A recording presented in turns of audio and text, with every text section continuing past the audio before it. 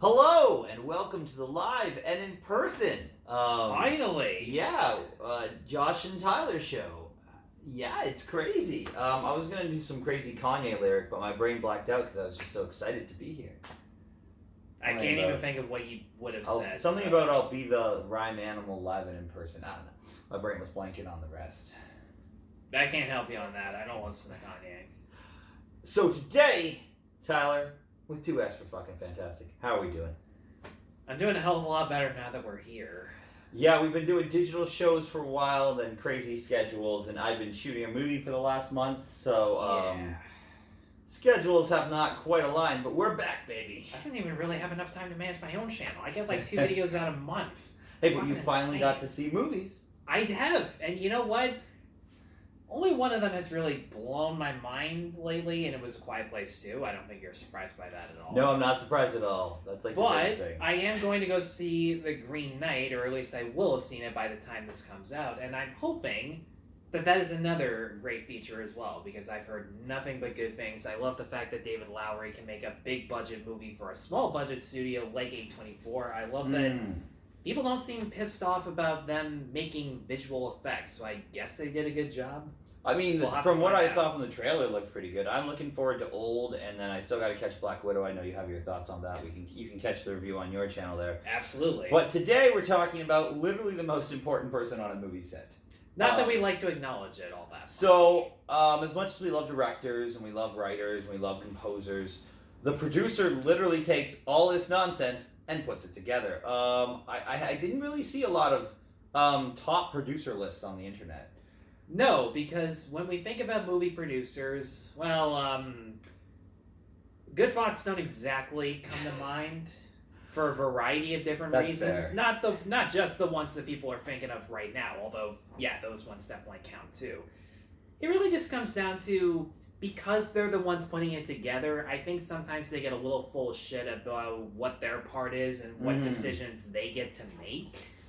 But I mean, as a person who has two amazing producers, shout out to Jim and Elisa. You know, Elisa, Jim is the best. I do. I need my producers more than ever as a director. So it's so important to me to talk about what producers do and why they do it. Not only are they running the set, they're making sure the crew gets there, they're coordinating the food, everything. They are in charge of everything. Without them, nothing is organized. And organization is the key to literally life. Yeah, sure. If you're not organized, things just sort of fall apart. No, yeah, I get that. Let's, you want to start with your number 5? Yeah, sure. You know what? Let's go for it.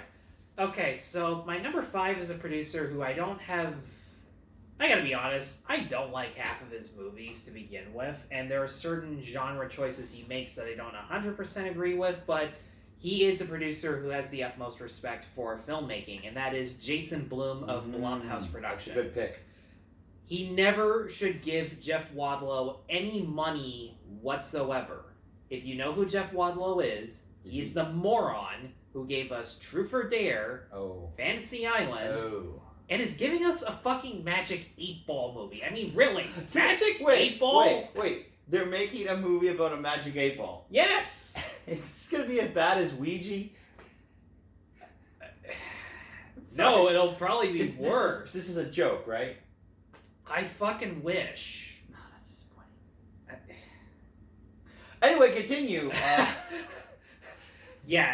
Okay, so that's one big problem, and it kind of ducktails into the other problem I have with Jason Blum is that as much as he has an eclectic amount of genres in his production studio, he does have a niche explicitly for low-budget horror movies that have a ton of unlikable and stupid characters with a shit ton of jump scares. I have a movie with likable characters that's low budget. Call me. Exactly. Seriously, like Saving Grace. It's on his channel. It's on this channel. No, please, Jason Blum, call me. I will pick up the phone. Yeah, but the thing I love about him is that he takes what he has and he's able to provide filmmakers these small budgets in order to give them complete artistic control, and then his movies get distributed by big budget blockbuster studios who know how to market just about anything to the right audience. Blum puts it best when he says he makes blockbusters for pennies. That is literally his motto. And as weird as it is just to see the fact that his studio is responsible for movies like Jeff Wadlow or some of M. Night Shyamalan's most recent stuff, because Shyamalan has become one of his main guys now, the more we've I mean, I like what he's done with Shyamalan with Split, though. I like what he's done with the smaller movies, because Shyamalan with big blockbusters and all the money, it just doesn't work out. No, it really doesn't. But I mean, also, he did Get Out, to be fair. I like Get Out a lot. Yes, and that's the other thing. He does have prestigious and incredibly artistic filmmakers like Jordan Peele, like Joel Edgerton, and Craig Zobel with The Hunt, because in my opinion, The Hunt was a great movie, and I feel like Blum was the only producer who would have been able to get something like this off the ground with the money that he had. Because there's another producer that fits the exact same vein who also does stuff that some might not consider correct or whatever, but he still makes them anyways because they're the type of films that he wants to make. They're the ones that he fell in love with as a kid and as a teenager, but he doesn't have the same amount of resources as Blum does. Because even though Blum is small, he's not super small. And with the Oscars he's gotten from Get Out and from the Oscar nominations from BlacKkKlansman, because, again, Spike Lee is a big guy with this one. It really seems that low-budget horror movies and high-enough-budget social dramas seem to be his big thing. He had Whiplash with Damien Chazelle, so it's just... I have more respect for filmmakers who give directors artistic control, but they don't stick to one or two filmmakers in particular. I almost went with Toshio Suzuki from Studio Ghibli on this list because... Yeah, I really thought you would. Well, here's the reason I didn't. Because Miyazaki, Takahata, and the two other people who have done Studio Ghibli movies, they're the only ones he's worked for. I think the one exception was Angel's Egg with Mamoru Oshii, and also Ghost in the Shell too, because a lot of people don't realize that it actually is a Ghibli co-production. But he's only stuck with the Studio Ghibli crowd. The other producers I have on this list, they branch out. They work with people who can be hit and miss because they're willing to take the chance. They believe in the potential that the filmmaker has with this script, or that the filmmaker can bring someone else's script to life. So I'm not a big fan of a lot of his stuff, but I am a big fan of his approach, because that's the thing about film producers. I think the other reason we don't really talk about them that much as reviewers or video essayists is because they're primarily businessmen. They don't always have a specific style or vision that they're going for. And I like producers who do have one. Yeah, I do like his model of making movies on the cheap and then making money so he can make more movies. I mean, Tyler Perry does the same sort of thing, but I think Jason Blum puts out better films. Well, I mean, the big problem with Tyler Perry is that he films them in like a week. Well, there is that. Seriously, Tyler Perry is up to par with the fucking Hallmark Channel. I mean, he's what Roger Corman did. They gave you 2 weeks and said make a movie. Well, I think Blum has become the new Roger Corman in that aspect. I think Perry is just, one, he's being a bit of a cheapskate, and two, he doesn't trust other people to write his own stuff. The biggest criticism that he's had as a producer is that he only makes his own stuff. He has a huge ass studio in Atlanta. He, for a couple of years, was the most profitable filmmaker in Hollywood, something that people, for whatever reason, haven't brought up. I really don't understand. He's made a lot of money. The Medea series has made him so much money. Yeah, and literally, it's very profitable. And when he says that Family Funeral was his last Medea movie, I really don't believe that. I get that it's his cash cow, and now that he has the money to make other stuff that, while it's probably worse because it takes itself a lot more seriously, he's getting a little more ambitious. He has but that good deal for with him for Netflix. getting his own studio. I mean, no one can take that away from him ever. Yeah, I just wish he would be. I wish he would be the Spielberg or Blum producer that actually gave people other opportunities. The excuse that he gives is that, their vision just isn't mine. And I just sat there and went, That's the what the fuck's your point, man? Like, is it entertaining? Because that should really be the only thing that matters. And the other thing is, I don't really think his stuff is all that entertaining. I think Medea's Happy Family is the only Medea movie I liked from beginning to end. And that still has a lot of terrible moments. Especially the baby mama who, I don't know if you remember the baby mama who I watched a few of these, and they're a thing. That's my thought process on it. Yeah, that's they're definitely not made for me. I'm sure there's an audience out there. They're like late. Yeah, but here's the problem. They're like 2010 plus Adam Sandler movies. They are. They're not made for me. There's an audience that loves them, and I'm glad for you.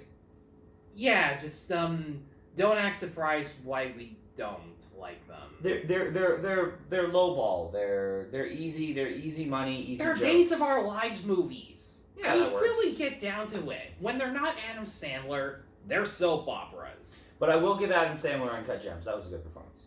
Yeah, I wasn't a big fan of the movie, but I will I was a big fan of him in it. Put mine out here. Dora Shamari. Dora Shamari is the producer of The Washington Story and Bad Day at Blackrock. Two of my particular favorite films. But Bad Day at Blackrock came out in a time, so it was 1951. So it came out in 1951, right after World War II had ended. And the story goes as follows. Spencer Tracy returns to a town. He's a one-armed man. He lost his arm in the war, but he's paying his respects to the Japanese-American military person who saved his life during the war. And so he returns to this town, and they find out that the town didn't like the result. They didn't like the Japanese after the war because of the bombing, and killed him and his entire family. And now he has to get to the bottom of it. This guy didn't produce a lot of films. So for him to tackle a film such as this was very taboo material in 1951. I have mad respect for him. Then the other one he did was Washington Story, where they tackled politics very similar to Mr. Smith Goes to Washington and such. But the way they approach this film is very, very respectful from the tone, but it's very well organized. They shot it in, I believe it was 3 months in this small desert set out there. Very simple, very stripped back. And Dora Shamari didn't really get a lot of gigs after this. This was really like his last thing, you know? Wow. He did this. This was one of his last sort of big films. The rest were small things, small rom-coms, really small roles. Before this, he was getting like Spencer Tracy and Humphrey Bogart and like their smaller films and stuff. And this was like his big break. And he chose to do his big break with this taboo story. And I was like, that's awesome. Because if you're looking at Spencer Tracy performances, Guess Who's Coming to Dinner is always obviously up there. Absolutely. And then he's got a lot of great ones, but Bad Day at Blackrock for me takes the cake because it's just so well done, particularly the scene. He also did a little bit of directing on this film. He picked up a few shots here and there. But particularly the scene where Spencer Tracy walks in and he sits down and Urgis Borgnine of McHale's Navy fame comes in. And he doesn't like this guy. Like the whole town doesn't like outsiders. They're completely horrible, racist human beings. And he looks at him and he's going to get a cup of soup and he's like, okay, I guess I'll head back out tomorrow because he can't find his friend. And he decides to stay because of this incident, and he just pours an entire salt shaker in his tomato soup and he eats it anyway. And I'm just like, this is a scene right here. This is a scene. It's incredibly well done. It's got some really, really good action. But it was well organized, and looking at the history of the production, it went really smoothly and they didn't have to do reshoots. So that's all thanks to the producer. That's a hell of a story on that. Yeah, the fact that he went for a story like that in that era. Yeah, right. 1951, right after World War II ended in 46, and the Japanese Americans were still not treated very well. No. So, I mean, that was sort of the last big thing he did. That's a damn shame, because I've heard you talk about this movie I love before. this movie. Like, you And really have to see it. I think that might have been the first one you talked about in your Josh cast. It was one that I really enjoy. I have the DVD out there somewhere. They never I'm sure you do. I really want them to release a Blu-ray or a 4K. They've given me all the road movies. They've given me a ton of the old Spencer Tracy's. They've given me Lions in Winter with Katharine Hepburn, but they still can't put this one on Blu-ray or DVD. Or 4K. I'll take a 4K. I'm cool with that. Just give me a version of this that's higher than DVD. You make this sound like something that could happen in the Criterion anytime soon. Great. Make me a Criterion. I'll buy it. It just seems like something they would go It's for. a really good movie. It's an hour and a half. It's brilliant from beginning to end, and it's well produced, well directed, well written. It's like I don't find a flaw with this movie whatsoever. I think everything is perfect.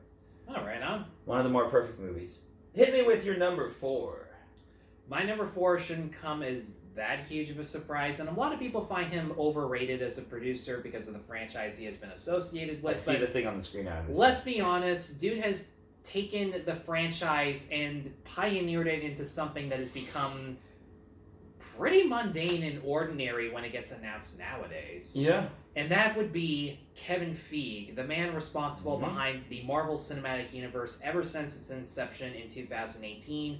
He is still going strong, even though... 2008. Yeah. 2008 was when we got Iron Man, we got the Incredible Hulk. 3 years would be incredible. Yeah, and just the amount of movies he's accomplished from Iron Man to Endgame. 10 years, and it feels like it's a hell of a lot longer just because of everything they have accomplished. And the weird thing is, as a producer, he actually got his big break into the business by being a big fan of Marvel comic books. So, for those who don't know, after he graduated from USC, and a fun little story, he wanted to go there just because his favorite filmmakers like George Lucas, Ron Howard, among others, they went there as their film school. He got rejected 5 times, but was accepted on the 6th, which is actually a lot more commonplace than people might actually realize. If you've ever heard about stories for people who tried to make it into the actor's studio with James Lipton, they're like greatest actors of all time, like Brando, Harvey Keitel. It took them forever. They had the amount of times they auditioned, you could probably count on one hand. It really was that difficult. You think you'd let Brando in? I'm very curious as to what the story was, but I learned that from Ed Norton's interview on Actors Studio because he went through the exact same type of thing. But anyways, after he graduated film school, he got a job as an executive assistant for Lauren Shuller Donner, who is the wife of Richard Donner, who directed the original Superman movies. But her big claim to fame was that she was a producer for the Free Willy franchise. You know, the first one's not that bad. And you're going to love this. She produced every single Fox X-Men movie. And that is where things kicked off, because the two of them had to have had built a strong bond, and he would have had to have learned a lot from her prior to the first X-Men movie, because based on everything he knew about comic books, she took that to heart and made him an associate producer on the first X-Men movie. And Avi Arad, I'm not entirely sure how I pronounced that last name, I definitely butchered it in some capacity. He was so impressed with Feige's work that he made Feige second in command at Marvel Studios, because that was a completely brand new thing. So he got to see what Marvel standalone solo movies that we were talking about in the car before, he got to see what they were like. And it seems like such a distant memory, but I remember back in the day when superhero movies were nothing but standalone solo movies. We had Daredevil, Catwoman, we had Daredevil, Elektra. we had... The only thing that was really a franchise at that point was the Sam Raimi Spider-Man Fantastic trilogy. Four did too. Fantastic Four did too with They were Tim fun, Story. but they were not good. We had the Wesley Snipes Blade trilogy. We had Thomas Jane trying to be the Punisher. They did 2 of those. I actually enjoyed Punisher Warzone. Who was that played Frank? Oh, I couldn't tell you, but I thought the movie was decent. Because, like, I think that's the most forgettable aspect, and it's probably why people don't remember Warzone all that much. I'm trying to remember who it is. Granted, the Punisher's not an easy character to adapt to Marvel Studios, and that was the other thing. Back then, Marvel movies, let alone solo movies, were allowed to have R ratings. If you go back and look at Blade or the Punisher, Darkman with Liam Neeson, or the R-rated Daredevil cut, which is actually... It's still fucking stupid, but it's a hell of a lot better. And there's a subplot that examines just how good Matt and Foggy are as lawyers. I miss doing this in person. Yeah, exactly. Better this way. It's so much better. Like, I went and watched our list of movies that weren't made. That's one of, if not my favorite videos we ever did. That's fair. We came up with so many good choices. Strange ones. We gave legit good reasons as to why we wanted to see Lord of the Rings with the Beatles. I still want that. I still wonder McCartney and Ringo Starr are still alive. Make it happen. I still want to know what what my UPA version of Finian's Rainbow with the Rat Pack, or that Magic 7 TV movie that still is never going to see the light of day. Mostly just because every time I look up Magic 7 on YouTube, I get these childish drawings, or I get a Dragon Tales thumbnail for some reason. It's like the Dragon Tales, like that one? Yeah. That's where I don't remember something. That's where it started Dragon Tales, and there's like a book that opens with a rainbow. That's all I remember from the show. That's the opening credits. That's all I know. I gotta be honest. I have this little ritual where after I take my edibles, I play this playlist of PBS Kids theme songs because it's just so soothing, and that's the mood you want to get in when you want to get stoned. Do you have the original Kratz Creatures theme song on there before Zaboomafoo? Because there was a show before Zaboomafoo. Yeah, there's a show before. There's the stupid cartoon that they're doing now. Well, I didn't mind Zaboomafoo, but I really liked Kratz Creatures because it was like real kids when I was a kid, like exploring nature and talking to animals and doing things, and I liked that aspect. And then there was a talking lemur, and I sort of. I gotta be honest, I only click on the ones that I actually know by heart. I only click on the Barney one because that's the one. What other shows did they do? They did Dragon Tales, they did Sagwa, they did... What's Sagwa? The Chinese cat. Really? Okay. I don't know that one. They did the Clifford with John Ritter. I know the Clifford, yeah.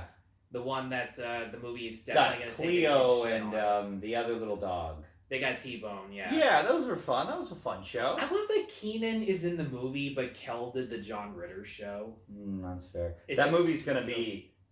That movie's opening at TIFF. Oh boy. Why is it in TIFF? Seriously, you have Dear Evan Hansen, you have Dune, you have the new Celine Sciamma movie, which I'm definitely going to get tickets for. Do you think we should just see Clifford as a joke? I don't know if I even want to do that, but I mean, if it's playing at that one Sunday, I might hit you up on that. I feel like we should go see Clifford, buy a couple beers, and take a cab back to the hotel. I'll take an edible. I mean, whatever it is we need to do, because this movie will be the funniest thing on the house I'm staying at has weed. I can definitely make that happen. But back to Iron Man in 2008, that was a monumental moment. But yeah, back to like the Marvel solo movies that Feige worked on, got experience from what worked and what didn't. There's one thing that I actually kind of miss from superhero movies in general. Do you remember how with Spider-Man, Blade, Daredevil, all of those, they were the only superheroes in existence in the worlds that they lived in? You mean isolation without having to connect to everything? Exactly. They stood out, and it actually made them a lot more interesting because if they're the one person who stands out amongst the rest of the world, fucking anything could happen. And that's what made the first Iron Man so interesting. There was only one hero. That's what made the first Guardians before it was connected to everything. There was only one hero. It connected. It didn't connect to everything. There was only one. There was one group of people to focus on. But at the same time, looking back on it now, I can see why people would get bored by it, because if they're the one hero in this gritty, realistic world that's totally normal, there may not be that much else to get excited about when you go from sequel to sequel. People are not bored by Luke Cage. People are not bored by Daredevil. People are not bored by Jessica Jones. But don't forget, they still exist in that world together. Yeah. This isn't like the Tobey Maguire Spider-Man movie where Doctor Strange is mentioned, but he's in a comic book compared to Spider-Man, who is real in that universe. Because I remember in Spider-Man 2 where they're just like, what should we call this guy? Dr. Octopus. Yeah, that's crap. Legs Man. That's even worse. Doctor Strange. That's a good one, but it's taken. They should have called him Chainmail. That's a dope name. He's all got the metal thing. I don't mind that, but here's the thing that we don't remember either. When Iron Man came out, they set up that post-credits Easter egg that nobody took seriously. Oh yeah, that was just until the Incredible Hulk came, where it's just like, oh, you got Robert Downey Jr. to come in for 10 seconds to tease something that we weren't taking seriously the first time. Something big has happened. Mm-hmm. And what made Feige want to do the universe was because the great thing about reading comic books from Stan Lee, Jack Kirby, was that even though they stood on their own, they could still cross over. Oh, yeah. They could still explore so many different and iconic character dynamics and offer the opportunity for certain heroes to face up certain villains that could pose a legitimate threat. Mm-hmm. And that, to this day, is still one of the great things about this universe. One thing I do think that this universe has great, it really nails its heroes from beginning to end. But I think the solo movies had a lot better villains. Marvel villains are very one note, they're there to service the plot, they're there to be bad, go in and go out. Unless you're Loki or Thanos, you're really getting the short end of the stick. I mean, Bucky and Captain America Winter Soldier did a good job, but he was the anti-hero. They really don't know how to do villains as opposed to DC, which really nails their villains. Like, look at even Tommy Lee Jones as Two-Face in the Batman Forever film literally is better than Ronan the Accuser. I wouldn't go as far as like, to say at least they're memorable. I can't name the villain from... I get that they're memorable, like, Eagle the Living Planet is one of the most boring villains on the planet. I do like the routine, though, where Strange tricks Dormammu over and over again. Yeah, but Dormammu is barely in the movie. You barely have a villain. Oh, I don't fucking care about that. Well, Mads Mikkelsen is in it, and at least Mikkelsen's character had motivation. He's cool. Because we had Mads Mikkelsen, which was decent enough. We do have Tom Hiddleston as Loki. MCU's Netflix shows had incredibly better villains, where D'Onofrio as Kingpin was complex. David Tennant was simplistic, but he was incredibly sadistic and overpowered that it didn't even matter. He just played it so over the top. There's a couple villains. You gotta love that. They gotta bring Dr. Doom in. That's the next big bad guy. I don't see how they cannot. Hey, we saw how Josh Trank brought Dr. Doom into things. Yeah, well then Josh Trank went and lampooned his own movie on Twitter, so he sort of killed his career. Yeah, and if you've even seen a glimpse of his Al Capone one, you know that he's not exactly fixing things for the better. Yeah. But here's the thing. As overrated as it has become lately, you gotta appreciate the fact that it took years upon years just to get the first few movies off the ground. Can you imagine how much blood, sweat, and tears going into developing multiple movies with multiple different directors, writers, cinematographers, editors, and even having to hire so many actors who A, have talent, and B, can set aside other projects in order to establish 10 movies? That's ridiculous. Yeah, you have to A, have a good story going forward, and you have to have talented people. And the fact that Feige managed to organize so many people in a short amount of time, that did obviously come with consequences. I mean you look at Edgar Wright leaving Ant-Man. You do look at... I'm trying to remember one or two other relationships that might not have worked out. You look at how James Gunn went back and forth because of controversy that they already knew about.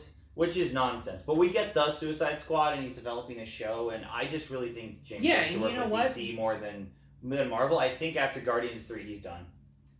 I can see that happening. Like, you know what? He just wants to complete the trilogy and the characters he loves. That does remind me. Next week is the Suicide Squad, which I'm excited for that one. And it looks fucking cool. It looks like they let him do what he wants, and I appreciate that. Well, there's a reason he did that. The Suicide Squad from before was just knocking off the original Guardians to begin with. So the fact that they had him, who established the Guardians from lame-ass comic book characters to identifiable, lovable, and hilarious characters. I just wish that Will Smith could have been in it with Deadshot, and we didn't have scheduling conflicts. I don't know. I like the fact that they got Idris Elba, though. I mean, all the cast is fantastic, but I'm looking forward to that. But Kevin Feige is great, in short. Yeah, absolutely. He's probably the one thing that is consistent about this franchise. And so consistent that, as I said before, whenever a franchise gets announced, it never holds the same candle to it because he already did everything that can be fresh and original about it. We heard the Dark Universe and we're just like, yeah, whatever. We heard the Conjuring movie. We heard the Conjuring universe. Yeah. I'm the only fan of the Tom Cruise Mummy I know. I love that I say franchise, you said movie. That's fucking awesome. I have the 4K. But yeah, you have that. You have the Conjuring universe, which... Yeah. It worked out alright. James Wan tried. He did the best that he could. I mean, but then you look at everyone else trying to copy the formula, it just never works. I mean, look at Fantastic Beasts. That movie is a mess because they're trying to copy everything he did. Well, the DCEU was a huge mess because they thought what you had to do was do one solo movie and then the rest just be setup. That's not how it works. The DCEU is a mess because of multiple reasons. That's one just of them one, being, but that's the main reason of trying to set it up too early. Yeah, and don't get me wrong, they've learned their lesson the hard way. Yep. by emphasizing the importance on solo movies, and I think that's why people love Shazam. That's why people like Birds of Prey. They don't love it. I really did like Birds of Prey. I did like it. I didn't love it. That mostly has to do with the fact that Kathy Yan knows how to make an action movie, and for whatever reason, the studio let her. I'm glad they let her, and I'm hoping she gets more gigs in the action. I think if they make a Harley Quinn sequel, they'll give it to her. It made a bunch of money. I would believe that if Margot Robbie didn't say she was taking a break from the character. I mean, after the Suicide Squad, I think, yeah, but... it would make the most sense anyways. Great producer, that Kevin Feige, fellow. Absolutely. Yeah, I will jump in with my number 4 here. I'm my producer here, and Tyler's going to say Jerry Silva, who produced Sleepaway Camp 1, 2, 3, 4, and 5.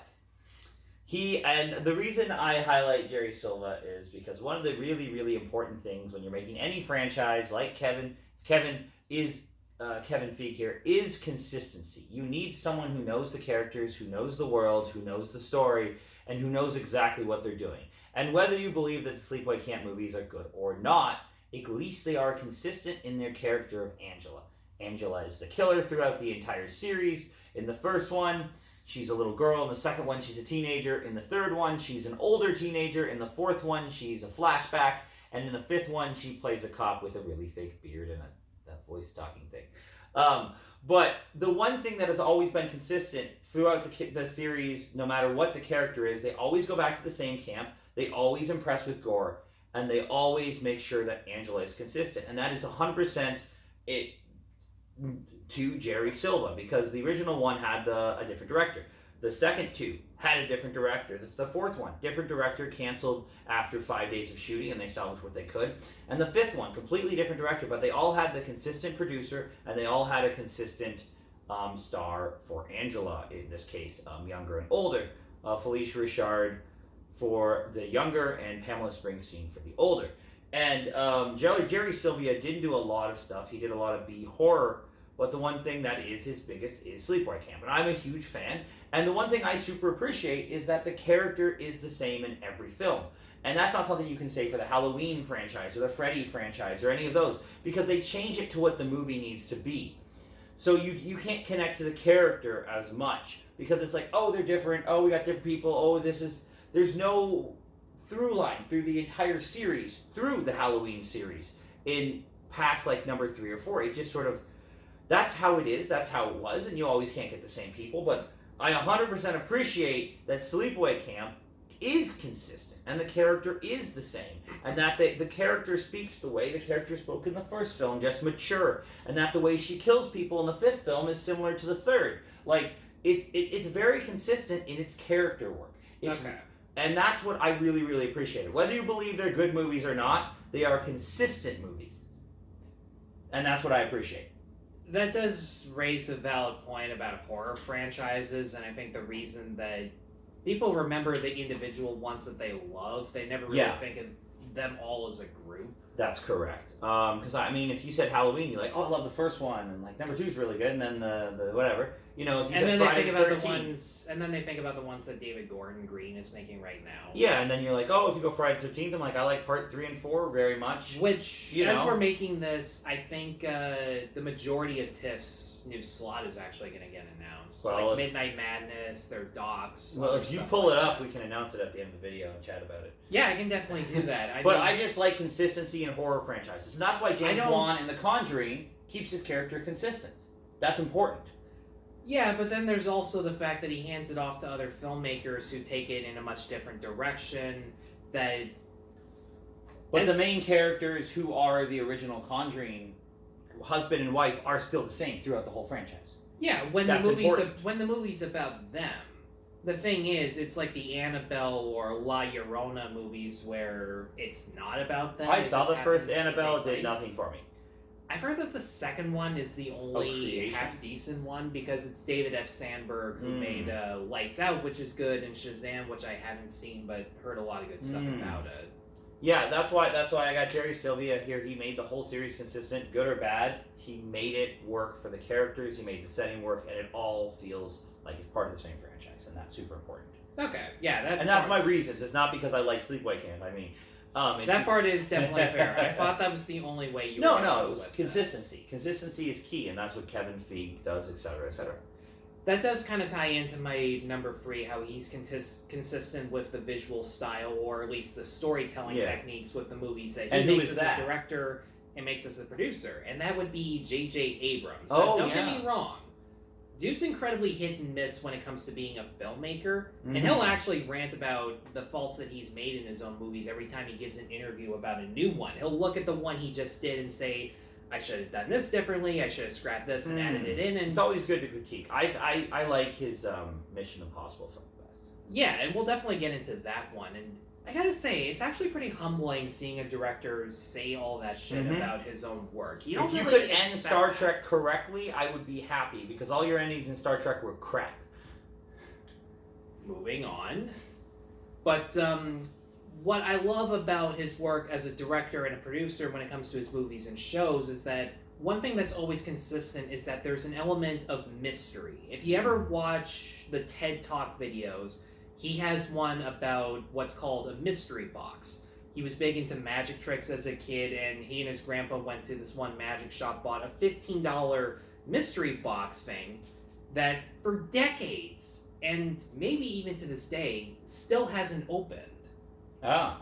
Which is interesting. Huh, okay. And he thought about it for a while. He keeps it in his own office, and he started to realize that mystery boxes are incredibly prevalent in his own work, because in his mind, stories are nothing if not mystery boxes. I mean, just looking at his own shows with Alias, or just even the first episode of Lost, because I actually watched the 2-hour pilot in high school. Just Lost, the first couple seasons were really good. Yeah, absolutely. Yeah. In the first 2 hours alone, even the first scene when they all wake up from the crash and they're running around like crazy, it raises so many questions, especially about Matt Shepard, I think, is as Jack, the main character. He's going around from person to person, and it's setting up a lot of stuff about him where he's doing, okay, are you okay? Like, you just wrap this around your arm, breathe deeply, moves on to the next person. And without any dialogue whatsoever, it establishes that dude's a doctor. But because of all the debris and everything going on, it raises the question, how the fuck did this plane crash? Where the hell are they on this island? All the noises that they keep hearing in the distant background, like, what the fuck's going on? Like, is it a wild animal? Are there actual creatures? Is there something supernatural going on? Like, just in the 2 hours, it tells you about the characters, but it doesn't tell you about the situation that they're in. And in that TED Talk, he even talks about how the original Star Wars movie sets up mystery after mystery every time something gets solved. Yes, like, you also have to know what's in the mystery box so you can end it. That's important. You have to know your ending before you write your beginning, or your ending is bad. Oh, and we'll get to that. But, yeah, just in the opening sequence of Star Wars, when the droids go over to the mystery woman who hands them the holograph, it's just like, who is she? What is this holograph, and what's the big deal? Especially when she meets up with Darth Vader and he realizes, or at least we as an audience realize because he says it, she's a princess, but a rebel against the Empire. Okay, why is she rebelling against the Empire if she's royalty? And then once Luke finally finds the hologram, it's just like, okay, I'm looking for Obi-Wan Kenobi, you're my only hope. Okay, but who's Obi-Wan Kenobi? So they reach out to Ben Kenobi, and it turns out, okay, yeah, Ben is Obi-Wan, but why have you been hiding all this time? And it turns out it's for protecting Luke's sake and protecting him from Darth Vader. And then when we find out why exactly she's rebelling against the Empire, oh, they have this huge battle station that can wipe out an entire planet, so we have to go after it. Okay, how do you take it out if it's that big of a space station? Well, we got to go in and we got to figure out where the weak spots are and how we can destroy them. All of these little things get set up, and if you were to reveal any of these plot points in the first 20 minutes and just have it be a MacGuffin fest like a lot of movies are nowadays, it just wouldn't be as... I like that term. Yeah. I mean, J.J. Abrams did set up The Force Awakens really, really well. Like Rey and going through the Star Destroyer and gathering parts and food and then jumping in the Falcon, like that was the best part of that film. Like the setup was great. And in my opinion, he utilizes the mystery box technique the best in his own marketing, especially with Bad Robot Productions. Mm-hmm. You go back and look at the trailer for the original Force Awakens anyways, it's just like, once Finn takes off his Stormtrooper helmet, who is he? Is he a spy for the Rebellion? That or is trailer, he a Stormtrooper who has a mind. serious amount of regret? Who is Rey, and what relevance does she have to this Stormtrooper and this Rebel pilot? oh, Finn's holding this lightsaber. Is he a Jedi, or is he just using it for his own self-defense? Because as much as we felt tricked by him holding the lightsaber in the posters and the trailers, they never flat out said that he was a Jedi. They did leave that up to interpretation. Or with the Super 8 trailer. I don't know how much... I haven't seen Super 8, I have to say. Really? No, There was Super 8 and Chronicle, and all those movies were coming out, and I just wanted to watch Chronicles of Narnia. Chronicles sucked, but... Chronicle, the found footage movie. Yeah, Narnia was good. I really love the Narnia. The first 2 Narnia movies are just... I love them. But, like, you go to the Super 8 trailer, it doesn't really tell you anything. It just shows you a car crashing into a train and something bursting out. Yep. Why did that train hit the car? Or was the car trying to derail the train to unleash whatever was in that train? What the fuck was in that car? Because it's so fucking massive and it had to, like, pound and pound in order to get out of the door. Mm-hmm. It's marketing techniques like that made it so clever for the Cloverfield paradox to be announced the night it was being released during the Super Bowl. They hid it for that long. J.J. Abrams was good at hiding stuff for that long. Same thing with 10 Cloverfield Lane. Like, we didn't know it got released until a few months ahead of time, and we wouldn't have even guessed it was a Cloverfield movie up until the very end, because the tone of the movie starts off like this hangout movie, and then once Winstead tries to escape and he says, "Don't, you'll kill us all, something's out there," and it just raises the mystery of what the fuck has happened to the universe since the Cloverfield movie. It's a good question. Yeah, I watched Cloverfield Paradox. It didn't blow my mind, but it wasn't bad. It was okay. No. And even with movies he doesn't really direct or has a big productive control, like the Mission Impossible franchise in particular, all of those things are there. The movies have a specific formula where it's just like, what is this MacGuffin? How dangerous is it? Who wants it and why, especially with our villains? And that's what makes them so simple, but so identifiable to latch onto. And of course, it definitely helps that Christopher McQuarrie is that great of a director. He is phenomenal. I cannot wait for the new one. And the fact that it went from having eclectic styles to something much more consistent, that part is great. And I think a lot of that comes down to Abrams sticking with the franchise after the one he made. He got Brad Bird, and they found something good. They found Chris McQuarrie, and then after that, they just rolled with it. I mean, I really like number 2. I have a really soft spot for the John Woo one. It's so dumb. I can understand that for sure. It's just, I just put it on and I'm like, I'm cool with this. It's like, you ever put on Speed and you're like, man, this is a dumb movie, but I like it. Well, I'm looking at the cassette right now. Oh, it's a little hard for me not to do that. But just like, that's one of those movies you can just put on and be like, it's just cool. Well, it's simple, but in the best possible way. I mean, why do you think I gave you my Nobody? Yeah, I gotta watch that movie. It looks awesome.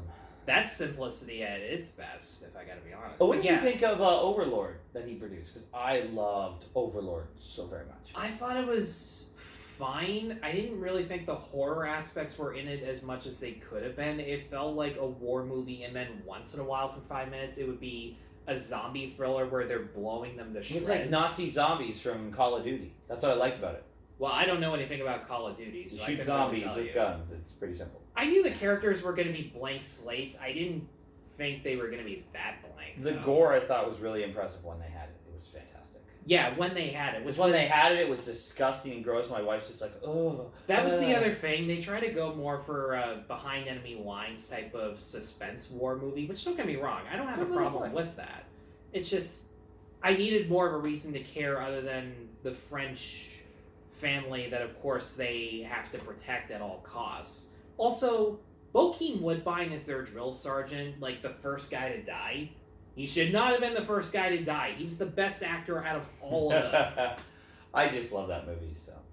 Yeah, and it definitely has great moments. I just felt like there was more potential than they really utilized. That's fair. They could have had more gore. They stick for it being incredibly grounded, but it's a World War II zombie movie. Oh, it's not grounded. I don't need it to be, well, it felt grounded. I like how they just immediately introduced it to the setup. They're like, we're in a plane. Oh, we're crashing. Zombies, go.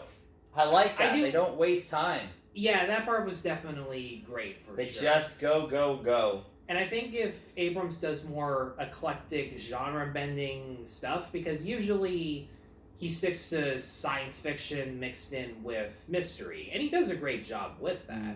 But I want to see him do a lot more stuff. I mean, at least Joss Whedon doesn't just do sci-fi and fantasy. He does horror. He does comedy. I'm not saying he's the greatest at it, but I'm saying he's more willing to try new stuff. We'll see if he actually gets any more gigs in his lifetime. So that's a question. Well, he had that one gig, and then all the stress of his personal and professional life just caved in on him. Yeah, there's a lot of stuff going around about that. I don't know anything about it. I just know that Joss Whedon is not liked right now. No, and honestly, even though I don't believe Ray Fisher on a lot of the shit he says, I do believe him that Joss Whedon's a dick. I mean, it's come out from other sets too. Exactly. I'm just like, I don't really care.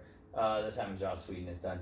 I will throw out my number 3 at Albert R. Broccoli, the producer of the James Bond series. That's your of course moment, isn't it? Yes, that was Sleepaway Camp, really, but no, but this makes a lot more sense. I love the James Bond franchise, and definitely back then it wasn't common to adapt books into films in 1962. It wasn't a thing. Everyone's like, man, I gotta adapt books into movies. That's a thing I gotta do. People are like, no, let's do something original. Let's do this thing. Let's do that. And sure, there were a few book adaptations out there, but mostly play adaptations or Broadway musicals or such, or just original films that someone wrote based upon their concept.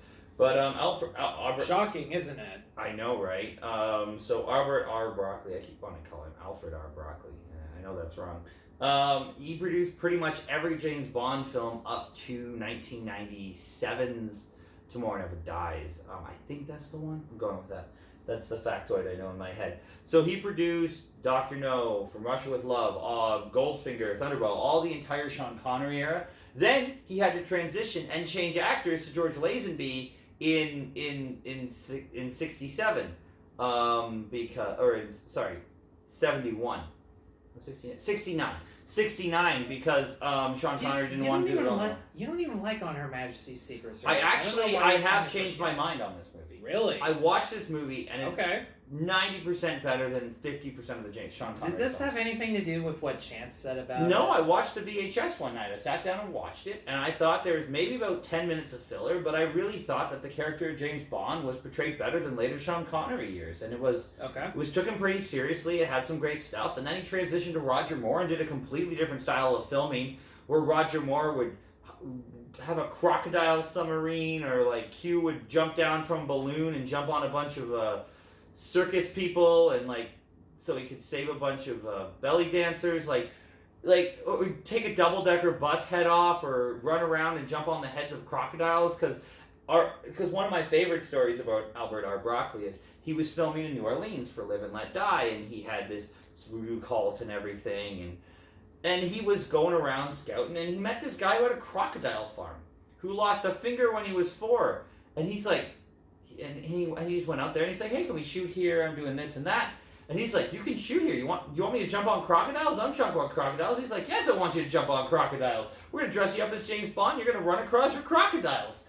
And you're going to be trapped out on the little island. He's like, done. I love it. Like, he found the little moments in these films.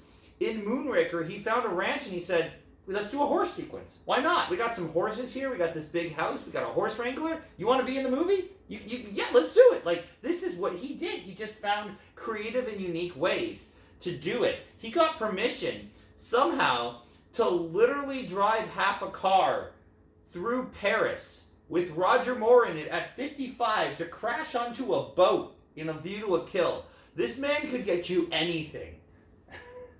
This sounds pretty awesome. I'm kind of wondering how this isn't your number 1 at this point. Number 1 is pretty cool. But he goes on and he completely soft reboots, I guess, and goes to Timothy Dalton and makes it dark and gritty and make it this serious thing where they're going to Afghanistan and they're doing the drug trade and flying on planes. It's just chaos.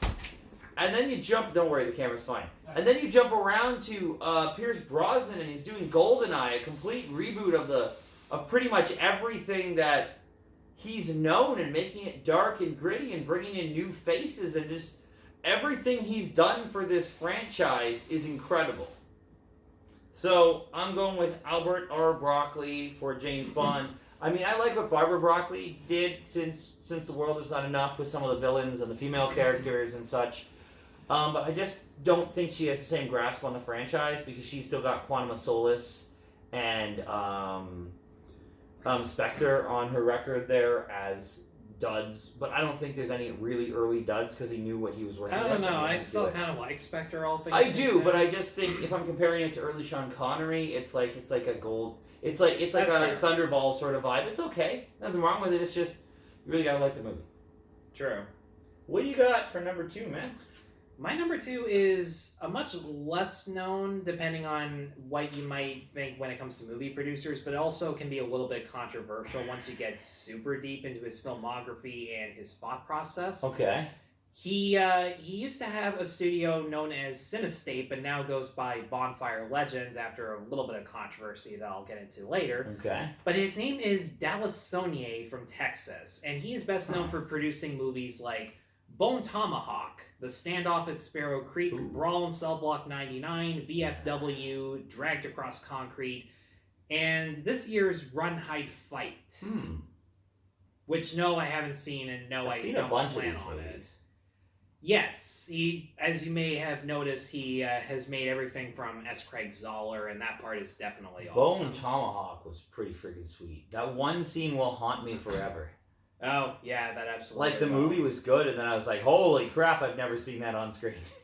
Yeah, see, I thought it was okay up to that point, and then all the shit started happening later on. Yeah, and the fact that you got Wes Studi in there to play the I don't think that was him. I thought that was Wes Studi in Bone Tomahawk.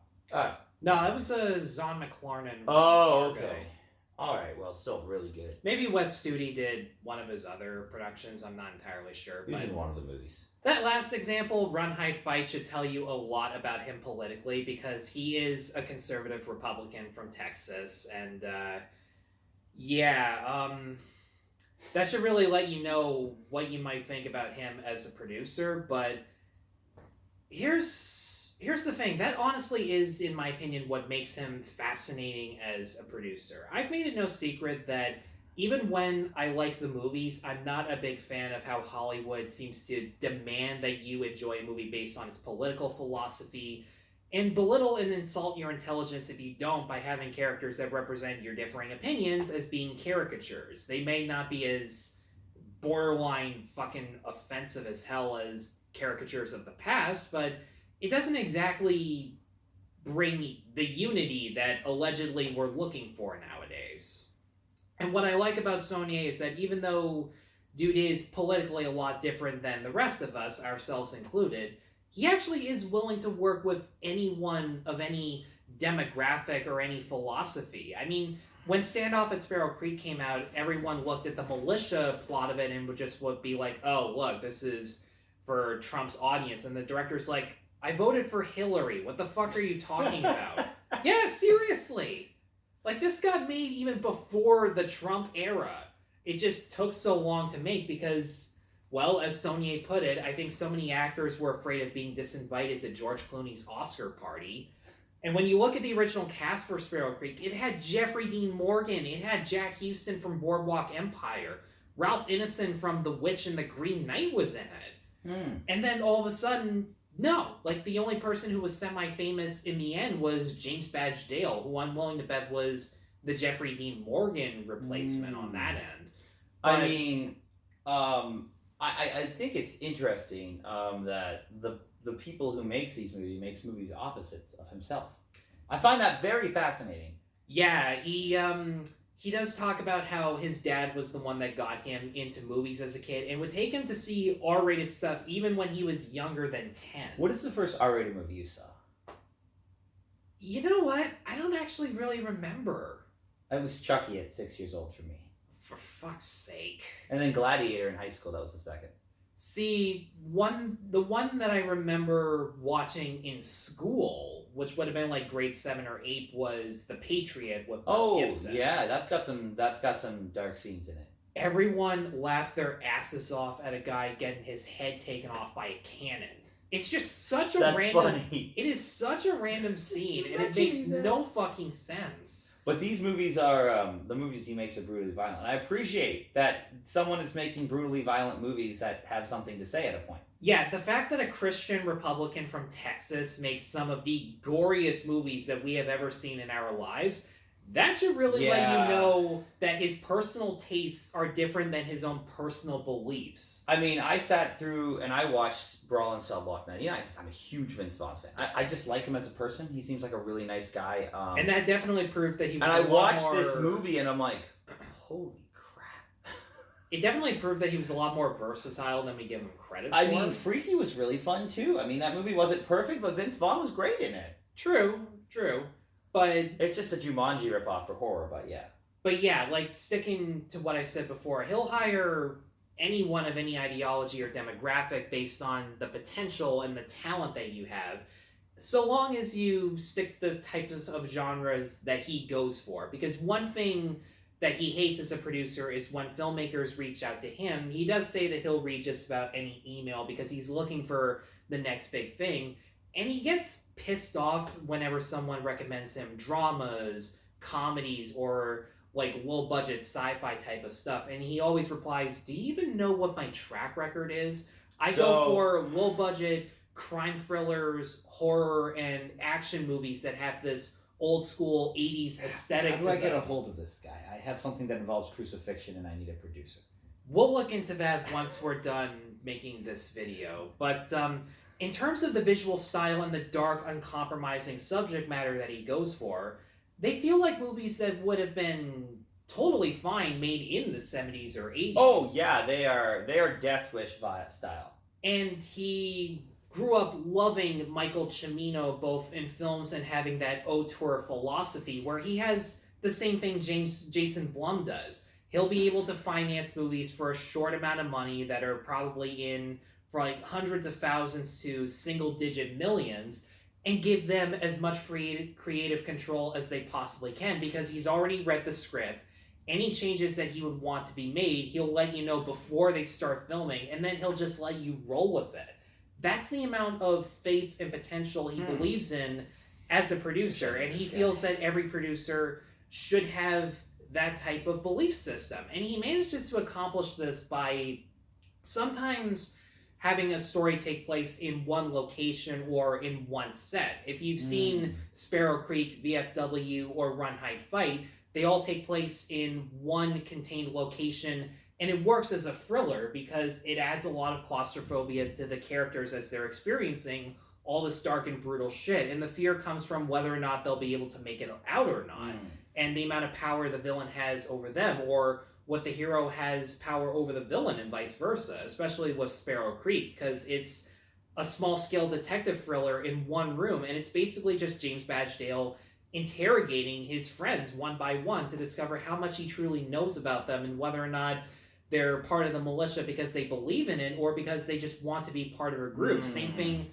goes for him as well. Even with Bone Tomahawk, it takes place all in this one desert, and he actually found a movie ranch that was so vast and all the locations look so different that you could trick people into believing that it was made for a hell of a lot more than it actually was. And fun little fact, dude believed in Bone Tomahawk so much that he put out a mortgage on his home and a loan from the bank that he couldn't have paid off. If the movie flopped, that would have been the end of him. But his release strategy is actually a technically a good one too. It's not one that I would want personally as a filmmaker. If you've noticed how his movies have been released, he tends to put them out in theaters and on VOD at the exact same time, a simultaneous release. And normally that could be a sign that the studio doesn't have any faith in your product whatsoever, or it was made on the cheap, and he's done that before. He started off as a manager, but when he became a manager to Steve Austin, that was where the direct-to-video action came about, and that was when he started learning the tools of the trade, because a manager is actually an agent who can produce movies. And I think he's S. Craig Zoller's manager too, so that part definitely plays into it. Yeah, I like a lot of his movies. They're awesome. Yeah, I don't really like the fact that he's become partners with Ben Shapiro of the Daily Wire, because I don't know who that is. Okay, you're one of the few lucky ones. What's a Daily Wire? Is that a news site? Is that an internet? It's a news. Like BuzzFeed or something? Daily Wire is a conservative news site run by Ben Shapiro, this insanely robotic and talkative conservative commentator. He's trained as a lawyer, but he doesn't like really worse do that. than Bill O'Reilly. Better and worse. He's much more open. Okay. He's much more open to talking with liberals or libertarians, but when he makes it clear that he thinks you're a knob, he'll let you know. Okay, well. And he's a much better public speaker too. The robotic, fast-talking way he goes about it definitely works to his advantage, but it does bug me that his reputation might overshadow some of the potential, because he obviously has ranted about left-wing movies being explicitly not subtle in their messages and how they almost demand that you like them for the messages. But he also is willing to point out that right-wing movies are often just sermons that have a script. And they suck for that reason. So the fact that he wants to make movies with this guy, that part does give me a lot more hope. And plus, he's only distributing.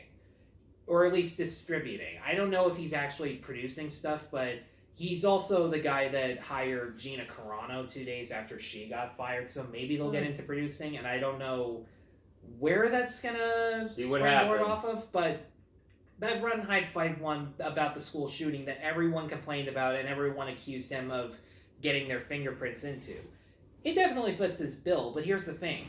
That movie got made before he was even part of it. Huh. So, a lot of stuff that people wouldn't look into, but I just admire that dude's an incredibly uncompromising and free-thinking and free-giving producer that you're absolutely right. We both need to touch base with him. Yeah, we need to get a hold of this guy. Yeah. I will jump in with my number 2, Lawrence Bender.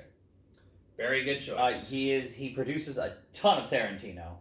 Pulp Fiction, Kill Bill, Dusk Till Dawn, Inglourious Bastards. He also did the documentary Inconvenient Truth, Hacksaw Ridge, and one of my favorites of 2018 as well as the original French film, Greta. Really? That was one of your favorites? I really enjoyed Greta with Chloe Grace Moretz. I think it was one of her better performances. Huh. Okay. But yeah, I just, he has worked so much with Tarantino, and every time that Tarantino comes out with a style and a presence and a script, you can tell it's the same team every time. You can tell he hires the same people, and that is due to Lawrence Bender. Like, Pulp Fiction feels the same as Reservoir Dogs, and Reservoir Dogs has that same darkness as From Dusk Till Dawn, but then From Dusk Till Dawn has that same sort of level of violence as Inglourious Bastards.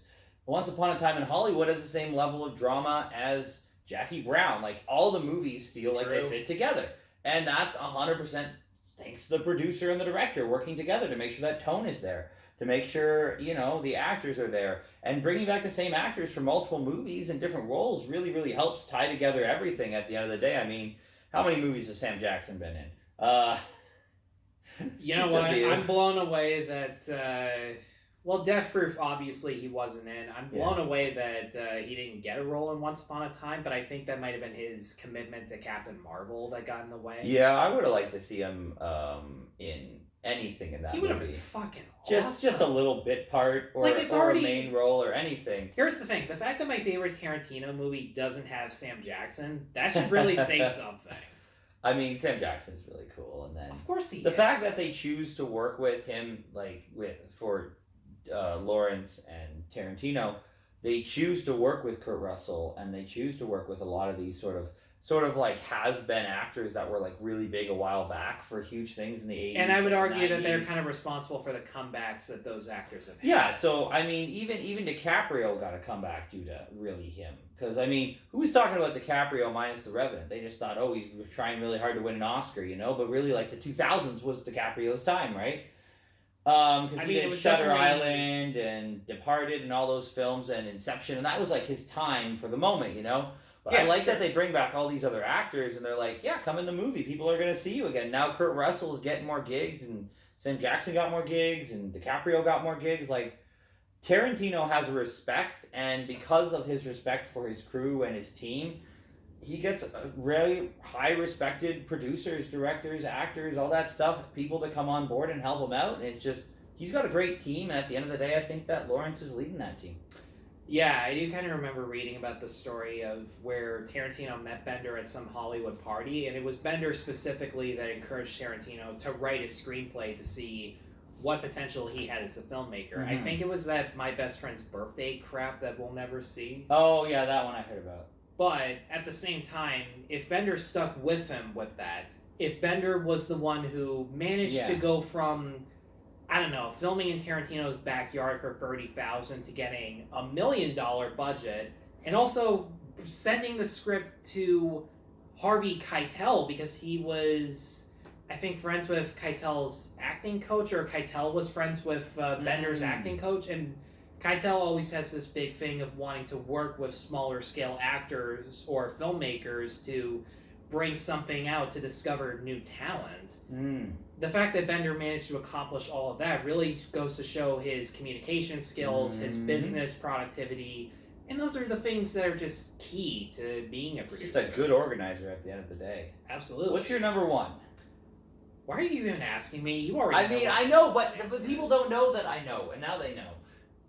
Well, they might not know if they're tuning in for the first time. Well, you said you wanted to save your number one last week when we were discussing what we should do, and you're like, no, that's the one. I get this one. This is mine. Here's the thing. I thought Saunier was going to be my number one just because of how ballsy he is as an individual, but also how polite he is. Because I've seen him do interviews with people of different philosophies, but they were there to interview him as a man of the craft. So I think there's that about him too. But my number one it reminds me so much of the emotional impact I've had from movies that he made or movies that have his name on it but still feel like they could have been made by him. And it's going to come as no surprise to people who have seen my own channel and have discovered the fact that I spend months reviewing movies that have his name on it, whether he was part of them or not. It's fair. It is Walt Disney. Dude is a household name for a reason. He is the guy who has the record for most Oscar wins ever. He's won 22 out of 59 nominations in total. I say one very loosely because he got a lot of honorary Oscars for the amount of pioneering work he did for the animation industry, but at the same time, I still feel like it's deserved either way. His brand is so iconic that, again, you can instantly recognize the name of anything small and niche like The Rescuers or 100 Dalmatians compared to something that comes from the Disney Renaissance that, again, he wasn't a part of, but it still felt like it could have been when you have stuff like Beauty and the Beast, Aladdin, Little Mermaid, and all of those things. Not enough people have seen The Black Cauldron. It's phenomenal. No, it's not. I love that movie. It's crap. It's one of my favorites. I thought it was as bad as it can get until I saw Pete's Dragon. Pete's Dragon I've never been a fan of. I didn't mind it. It just is a thing. And a part of me, as I was writing down these notes, made me wonder, how could I compare something as old school as Peter Pan to something as brand spanking new, or at least feels brand spanking new, as Aladdin? And I think what part of it is, dude had a huge emphasis on creativity, imagination, and bringing out the fantastical in life. When you look at the majority of his stories, they all center around characters who live ordinary, boring, mundane lives, or lives that are just completely undesirable. And then they come across something or someone that gives them this newfound sense of optimism by giving them the chance to experience something that they had no idea was even possible before in the world that they lived in.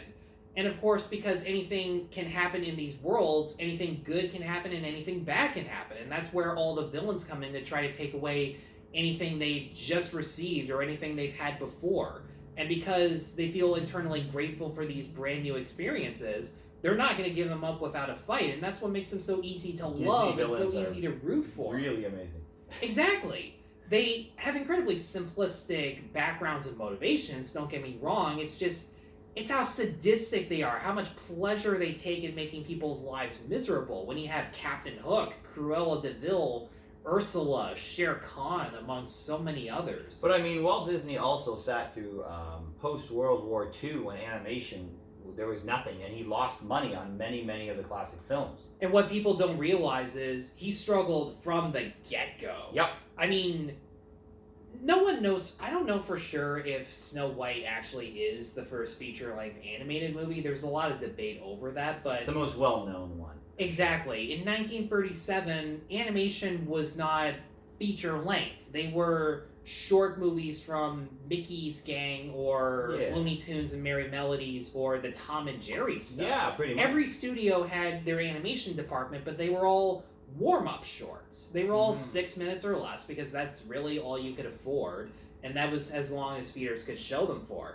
But then when he started to get big and ambitious in 1940 with Pinocchio and Fantasia, World War II broke out instantly. And even though those were hits, they didn't make enough money. Half their audience was now enemies of the country. Half of their animators had become drafted into the war.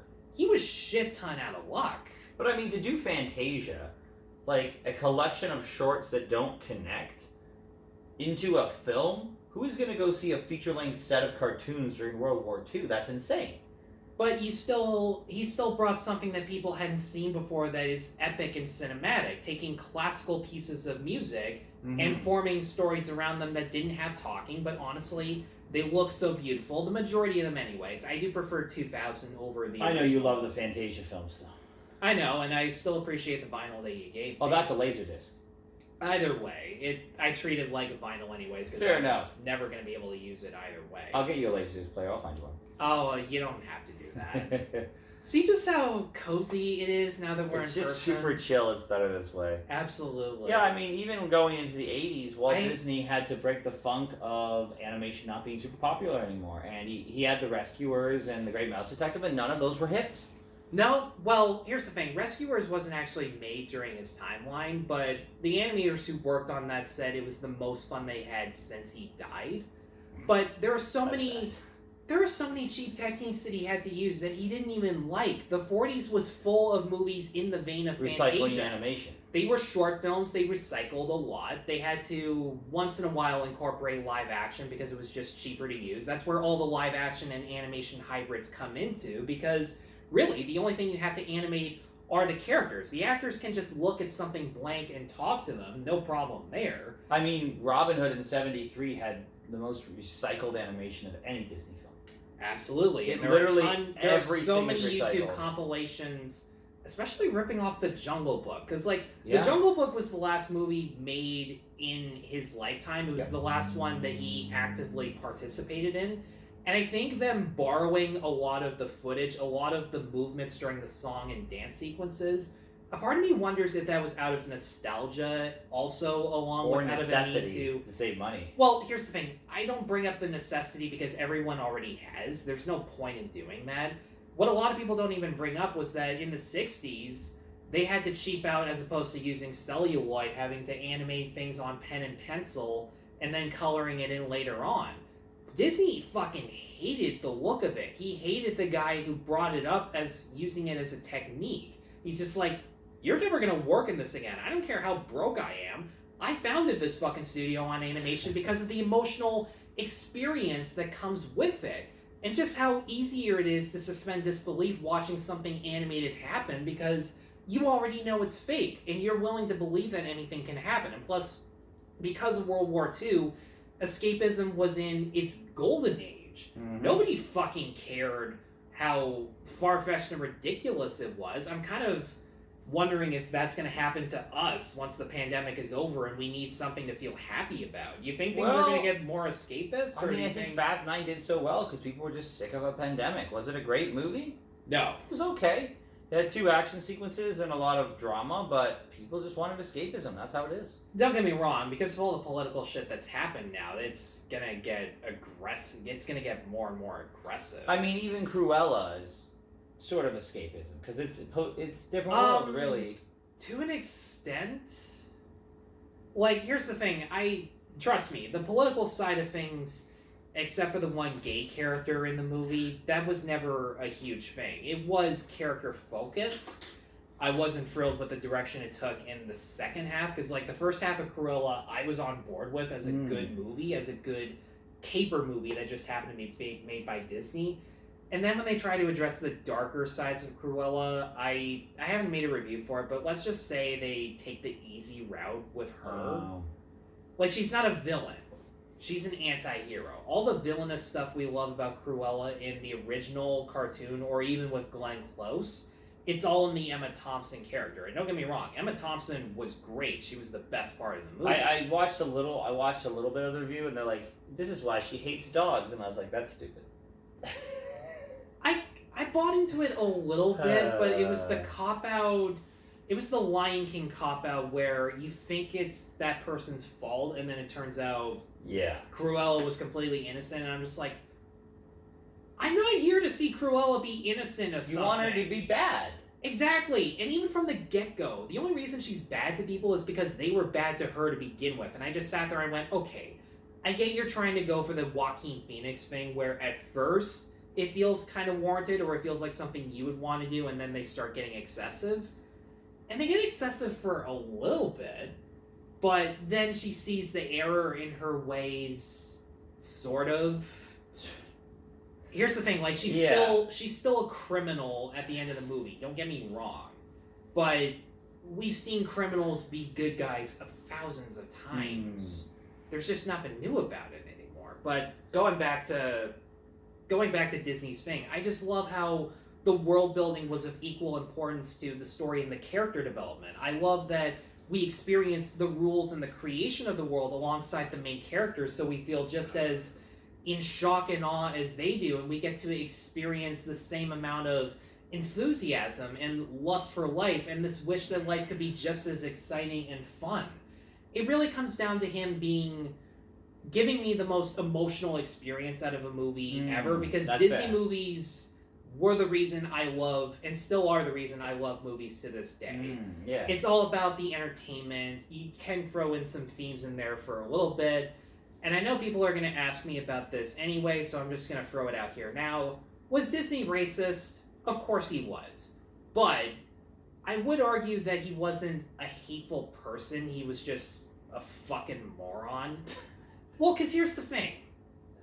What a lot of people don't know, and one of his cheap taking routes was that since Europe wasn't a viable market because they were either getting bombed or were the ones bombing, they had to make a couple movies that appealed to Central and South America. I talked about The Three Caballeros in particular. I didn't review Saludos Amigos because it wasn't even a movie. It was just like a 40-minute short. Okay. You could see that they really wanted audiences of countries they'd never heard of before to like connect with the story, connect with the themes. They make it clear that animators actually went to these countries to study the culture, to study what the architecture looked like so they could get it down. And even with something as racist as Peter Pan or Shorts of Melody Time. I don't know Shorts of Melody Time. Oh, really? Okay. There's a Johnny Appleseed sequence where a white woman is dancing with an indigenous person. Oh, yeah. And that indigenous person is actually designed and drawn like a real indigenous person, and I just sat there and went, huh, I wasn't expecting that. Like 2 shorts later, they go to the same bullshit that we expect from 40s Disney, where they're literally face painting themselves with stupid colors. It's in the same vein, but it's not as bad, and I just sat there and went, wow, you pissed that one away real quick.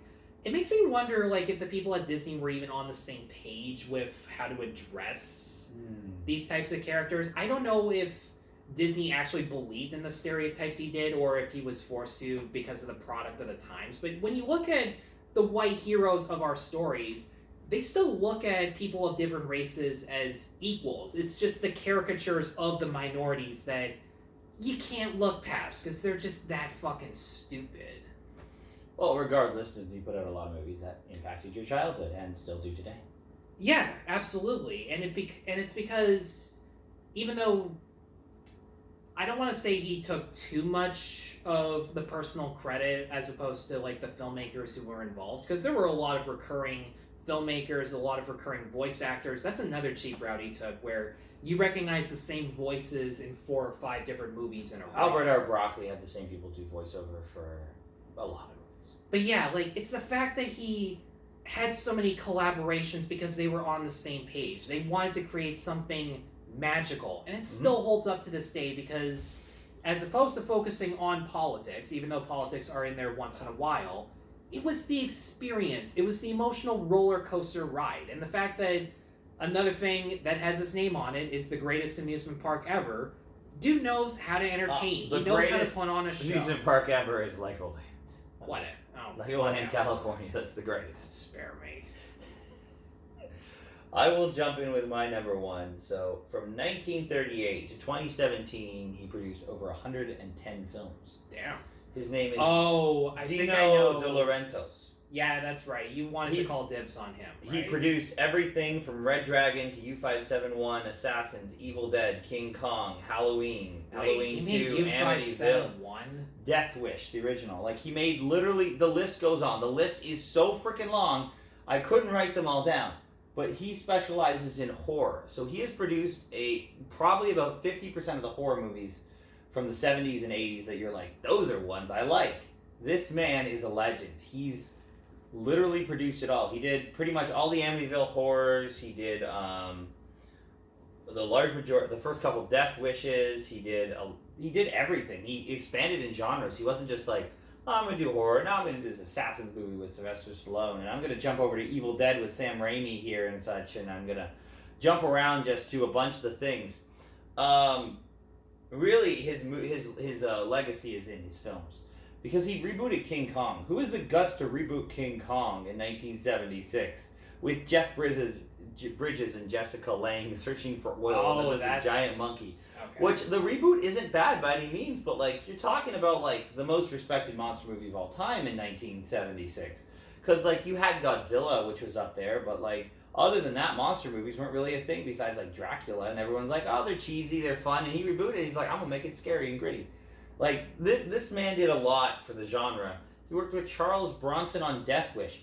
That sounds like a Death Wish in itself. Charles Bronson was a lot to handle. Yeah. I mean, he co-produced with Spielberg on Poltergeist, uncredited, as well as Amityville Horror as such. So he did a ton of work. And then he did Red Dragon. He was producing up till the man died. He was just doing everything he possibly could because he loved it so much. And at the end of the day, I mean, this man's made more films than anyone I can possibly find.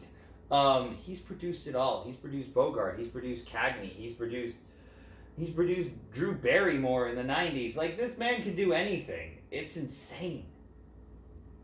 The dude must have been that great at his job if he stuck around for so long. Yeah. And he had to have loved it, too. Yeah. I was originally going to go with Al Meyer, who eventually went to run MGM, but I thought this was more interesting. So.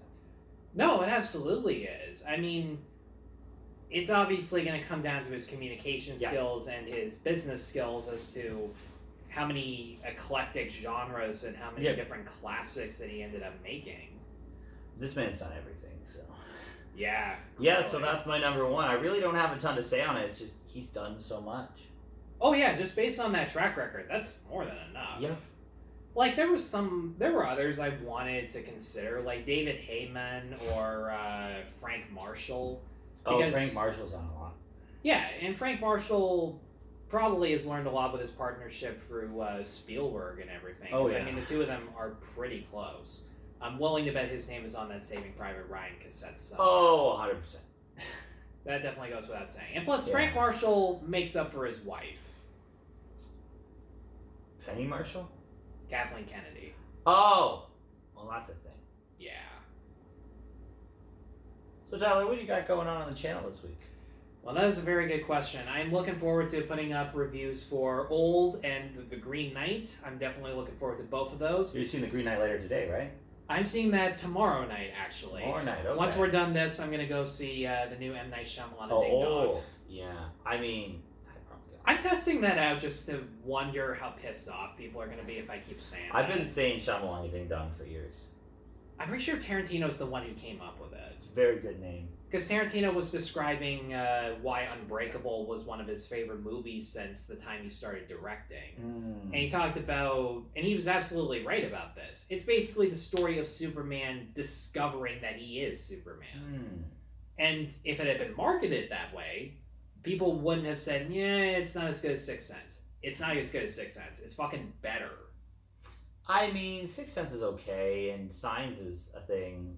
I'd say Unbreakable's probably best. I do like Signs, though. I actually do get scared. I don't mind it. I like The Village, though. I really like The Village. I get scared with the pantry scene in Signs. Like, my family actually sat down and watched it, which is weird, because they don't like scary stuff unless it's Unless it's Walking Dead. In fact, when the 10-second thing for old popped up, my dad looked at me and went, "So, Shyamalan's still scary?" And I just sat there and went, people still go see it. I don't know if it'll be scary, but I'm interested to hear your thoughts on it. So I just like the fact that he's doing a body horror movie, and one that addresses a fear that people are experiencing a lot of to this day. I mean, if you drive by a house and there's a sign that says, "I'm 80 years young," the fear is there. No mistake about that. In fact, I'm kind of amazed that Old was even allowed to be the title of this. Just how every time you pass by the Suicide Squad poster, you see suicide and you're just like, oh yeah, right. That's a good looking poster though, the one version. I love the vintage. Yeah. The vintage, like, old school poster Yeah, look that goes for. It It gives me a lot more faith that DC was giving James Gunn total control. Oh yeah. Gunn has talked in spades about how the experience basically saved him, because dude was in a rough place based on everything that happened. Are you excited for the Green Knight?